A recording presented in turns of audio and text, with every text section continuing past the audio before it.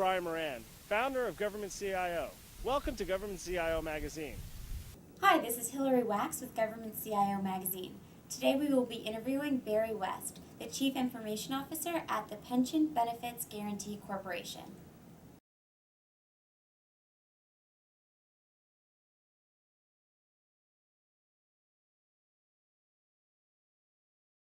Well, PBGC systems are all automated and integrated, first off.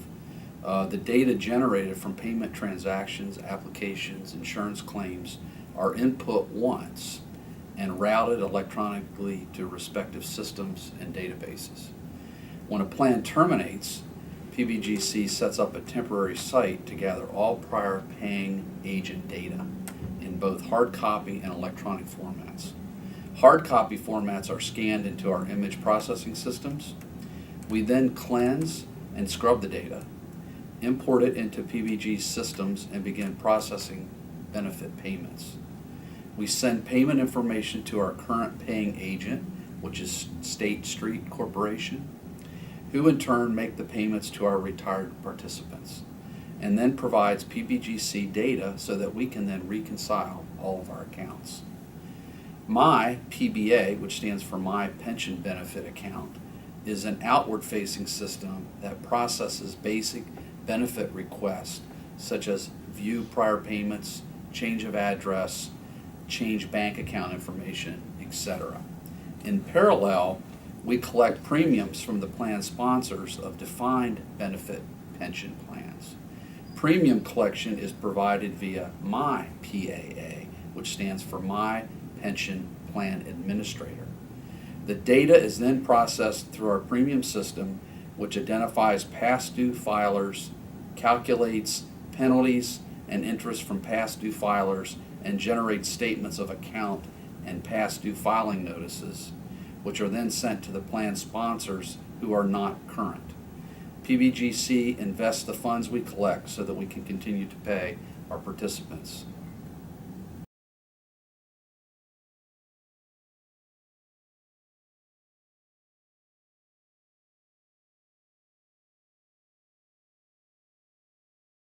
Well, the use of the Social Security number is unavoidable for us. It is used to identify our customers or our participants when we provide them their monthly benefits. The Social Security number is used to send them and the IRS tax information as well. Best practices requires that we reduce the exposure of the full Social Security number whenever possible, whether on a written correspondence or on a computer screen. Using encryption when Social Security numbers and other PII must be exchanged electronically is our preferred method. PBGC also employs data loss prevention tools to identify and quarantine any emails that appear to contain PII. Until emails can be inspected by a human to either validate that the PII should not go out in clear text or to confirm that the incident is a false positive and manually release the email. Our interconnections with other federal agencies such as the IRS and the Social Security Administration, with whom we exchange sensitive tax and employment history, are all encrypted. Our laptops and thumb drives are all encrypted to reduce the exposure of sensitive PBGC information should these devices be lost or stolen. PBGC has a robust privacy program as well that is housed in our Office of General Counsel.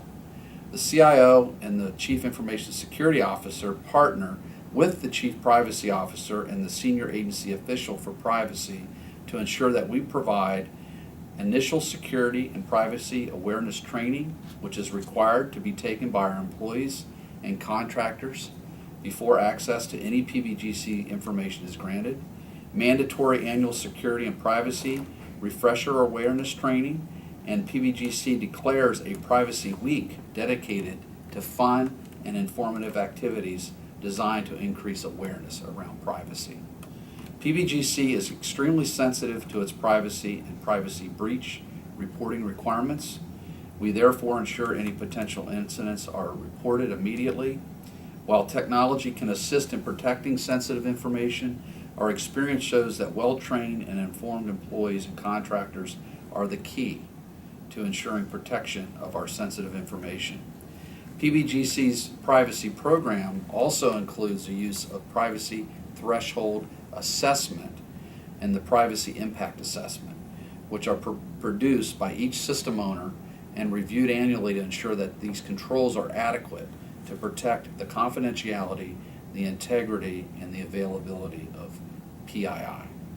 The program also reviews any exposure of PII, no matter how small, to determine the root cause and suggest improvements to processes that would further reduce the exposure of PII or reduce errors that could potentially expose PII.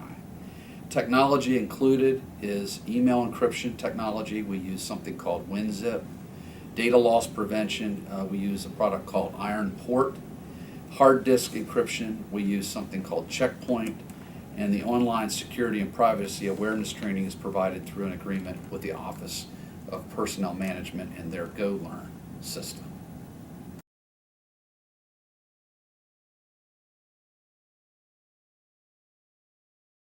Well, first off, our director, Josh Gottbaum, puts customer service at the top of the list. That's ingrained in all the employees' heads when we come to work here at PBGC, and then routinely, even when we log in each morning to our screens, we see a customer service ranking of where we're at right now. Feedback is important in improving your processes. PBGC uses the ACSI scores it receives to identify our shortcomings and weaknesses. We use this information to determine when we can improve. These improvements reduce the time that both our customers and our staff spend addressing a customer inquiry, processing a transaction, and so on. PBGC's employees want to help the people from whom we are in the fiduciary of their pension. This transparency makes our job more rewarding.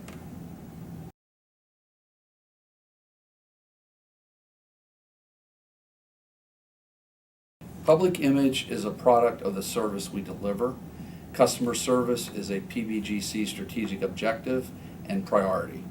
Director Josh Gottbaum ensures that every PBGC employee has a performance standard related to customer service.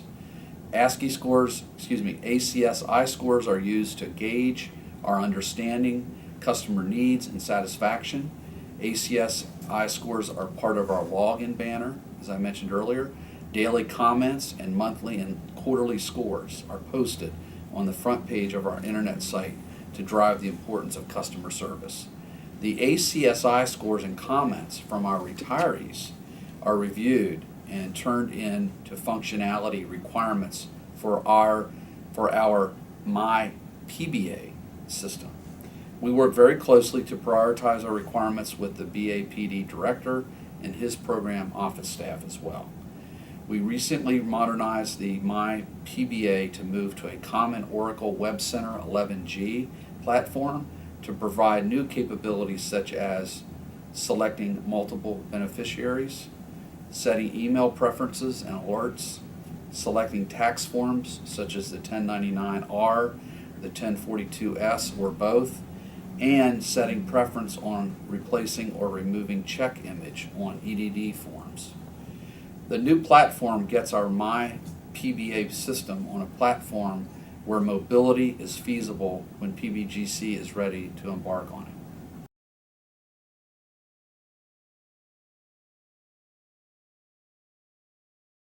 The CFO's office impresses the importance of My PAA ACSI scores. The ACSI scores and comments from our practitioners, along with changes to the Pension Protection Act, are reviewed and are turned into functionality requirements for My PAA system. We work very closely to prioritize our requirements with the CFO's program office. During premium filing period, our infrastructure team monitors capacity and performance to ensure that system availability during peak periods is met.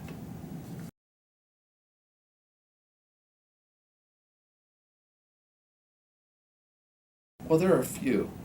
First off is we've not had a enterprise-wide collaboration tool. So we currently are embarking on a SharePoint cloud solution. We've been doing that over the last 3 months. I arrived in the end of March. We started this shortly thereafter, and we hope to have actually a working system by spring time. Right now we have lots of pockets of SharePoint users. 2010 specifically, we just migrated the last from 2007 to 2010. We also have some Plumtree portal users. So the idea is to get everyone, all of those users, up to the cloud SharePoint 2013 version by the spring. So that will be huge. After SharePoint, we plan to embark on a email system in the cloud as well, along with instant messaging, something similar to Lynx, for example. Some of the other things that we're thinking about is more of a cloud-first strategy on any new systems that come into the organization, rather than just going out and building something from scratch. Is there something that can be leveraged that another government agency is hosting, or where we can save cost? We recently also embarked on the Department of Justice's Cybersecurity Assessment and Management, CSAM tool. This is a GOTS product hosted by Department of Justice for housing all of our plans of actions and milestones for our reporting requirements. We are currently installing that. It's about 90% complete, and we hope to have all of our POAMs and our inventory in within the next 2 months.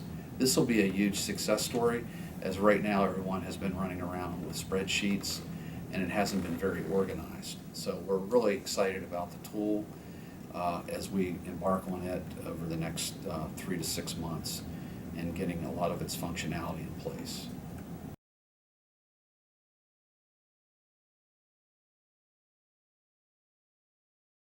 We have information sharing agreements with agencies like Treasury, for example, GoVerify, Departments of Labor, the Form 5500, and the IRS, the Health Coverage Tax Credit.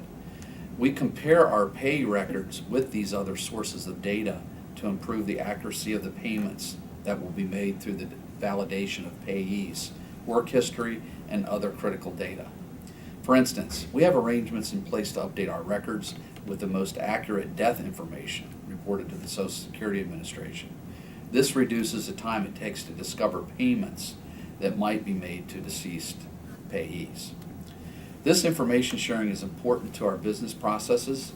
With each of these information sharing programs, we have interagency agreements that outline the roles and responsibilities of each party. These agreements identify security requirements, which party is responsible for identifying and repairing telecommunications outages, which party owns the hardware and software, which party repairs broken hardware or failed software, etc. These agreements also provide points of contact with phone numbers to ensure that all stakeholders can identify and talk to a person who is accountable. The best agreements have escalation procedures and points of contact higher up the chain of command. I'd also mention that we're moving more and more into social media, whether that be through internet blogs, LinkedIn, Facebook. Our public affairs office is working closely with many of these other government agencies in using social media and using it successfully to communicate.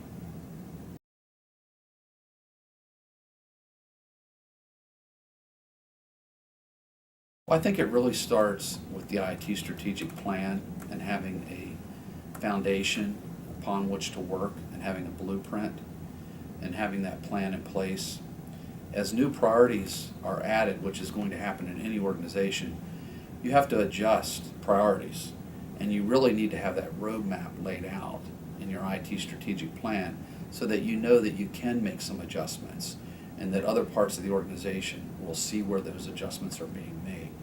So we'll be finalizing our IT strategic plan over the next 30 days for a draft, and we'll have that actually posted on the internet by December 31st of this year. So that will be really our base. We really feel that will help prioritizing, it'll provide us more agility as an organization and dynamic capabilities to respond quickly.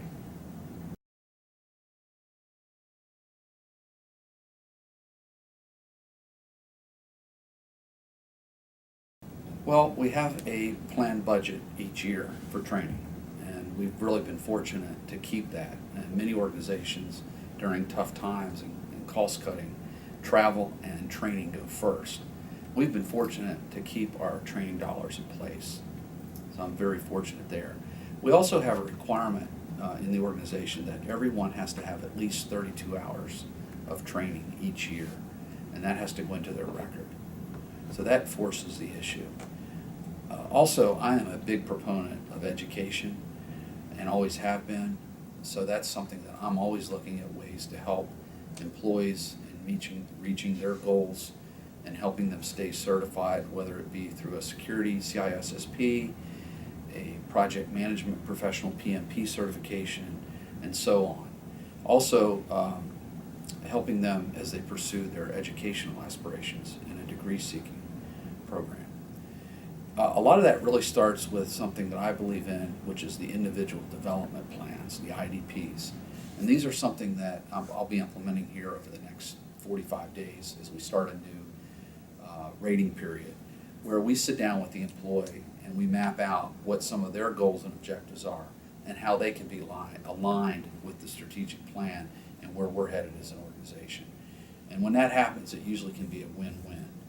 And the employee will have educational requirements that can be met and meeting some of their goals, which helps with morale in the organization as well.